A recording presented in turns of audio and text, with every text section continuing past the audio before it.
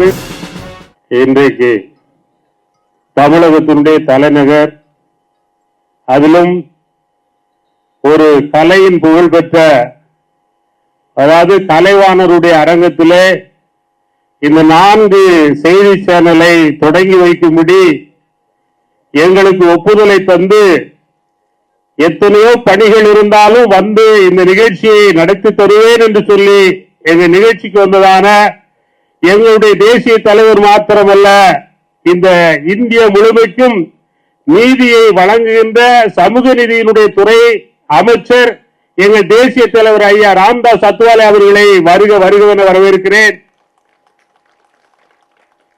அதே போல எங்கள் ஊர் பக்கத்து ஊராக இருக்கின்ற ஐயா கடம்பூர், அதாவது கடம்பூர் என்றாலே அது ஒரு பெரிய வரலாற்று பின்னணி உள்ள ஊர்.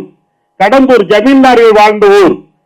அங்கே இருந்து சட்டமன்றத்திற்கு தொடர்ந்து அது மாத்திரமல்ல, இன்றைக்கு பெரிதாக பேசிய ஒரு மாபெரும் தலைவர் என்று சொன்ன ஒரு தலைவரை கூட தோற்கடித்து வெற்றி பெற்ற ஒரு மாமனிதர் தான், மக்களுடைய தொண்டர் தான் கடம்பூர் ராஜ் அவர்கள்.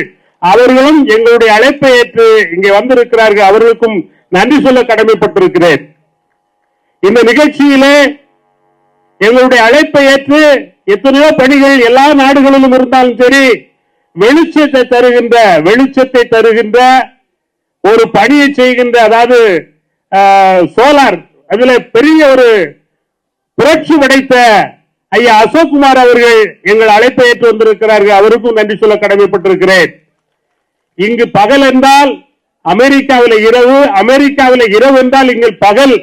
இந்த இரண்டையும் தன் கைக்குள்ளே வைத்து உலக நாடுகளுக்கு எல்லா பணிகளையும் செய்கின்ற ஒரு மாமனிதர் தான் ஐயா அசோக் அவர்களும் எங்களுடைய அழைப்பை ஏற்று வந்திருக்கிறார்கள். அவர்களுக்கும் நன்றி சொல்ல கடமைப்பட்டிருக்கிறேன். இந்த செய்தி சேனல் அரசியல் சார்ந்தது அல்ல, மக்கள் சார்ந்தது, மக்களுடைய பிரச்சனை சார்ந்தது, மக்களுக்கானது. இந்த செய்தி சேனலை 4 சேனலையும் ஒட்டுமொத்தமாக இன்றைக்கு அர்ப்பணித்திருக்கின்ற, எங்களுக்காக இந்த நாட்டுக்கு அர்ப்பணித்திருக்கின்ற எங்களுடைய தேசிய தலைவர் ராம்தாஸ் அத்வாலேவுடைய ஆணைக்கு இணங்க நாம் எல்லாம் இந்த இடத்திலே ஒன்று கூடி வந்திருக்கிறோம். எங்களுடைய கட்சியினுடைய பொறுப்பாளர்கள் வந்திருக்கிறார்கள், தொழிலதிபர்கள் வந்திருக்கிறீர்கள், அமெரிக்க தேசத்திலிருந்தும் அடுத்து அரபு தேசத்திலிருந்தும் அநேகர்கள் வந்திருக்கிறார்கள். மிகுந்த மகிழ்ச்சி. அதிலும் இந்த கப்பல் மாலுமிகளுடைய சங்கத்திலிருந்து இந்த வெள்ளுடை அணிந்து அவர்களை பாராட்டி வரவேற்ற இங்கே பாலுமிகள் சங்கத்தில் இருக்கின்ற உங்களுக்கும் நன்றி சொல்ல கடமைப்பட்டிருக்கிறேன். வந்த எல்லாருக்கும் ஒவ்வொருவருக்கும் பெயராக என்னுடைய வாழ்த்துக்களை நன்றிகளையும் சொல்லி இந்த சேனலுடைய முதல் உரையை மதிப்பு மிகு எங்களுடைய இந்த மண்ணின் மைந்தர் ஐயா கடம்பூர் ராஜ் அவர்கள் உரையாற்றும்படி கேட்டுக்கொள்கிறேன். ஏனென்றால் அவர்கள் தான் தமிழகத்திலே செய்தித்துறை அமைச்சராக இருந்தவர்.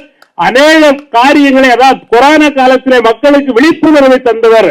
அந்த மாமனிதரை இந்த செய்தி சேனலை குறித்து வாழ்த்துரை வழங்கும்படி அன்பாய் கேட்டுக்கொள்கிறேன்.